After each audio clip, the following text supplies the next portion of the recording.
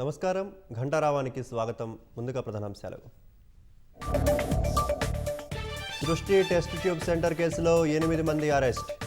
Surrogacy పేరుతో శిశు విక్రయాలు చేస్తున్నట్లు పోలీసులు నిర్ధారణ. తగినంత యూరియా సరఫరా చేయాలని మంత్రి తుమ్మల డిమాండ్. కేంద్రాన్ని నిందించేందుకే కొరత సృష్టిస్తున్నారన్న రామచంద్రరావు. బీఆర్ఎస్ను నడిపే స్థితిలో లేకనే బీజేపీలో కలుపుతామన్నారన్న బండి సంజయ్. ఏ పార్టీలోనూ విలీనమయ్యే ప్రసక్తే లేదన్న కేటీఆర్.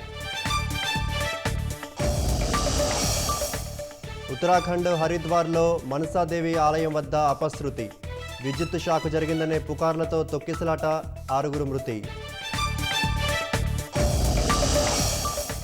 భారత్ సత్తా ఏంటో ఆపరేషన్ సింధూర్తో నిరూపించామన్న ప్రధాని. దేశ ప్రజల్లో ఆత్మవిశ్వాసం నింపామని పునరుద్ఘాటన. భారత అమ్ముల పొదిలో మరో అధునాతన అస్త్రం. 32 కిలోమీటర్ల దూరం లక్ష్యాలను ఛేదించగల ధనుష్ గన్.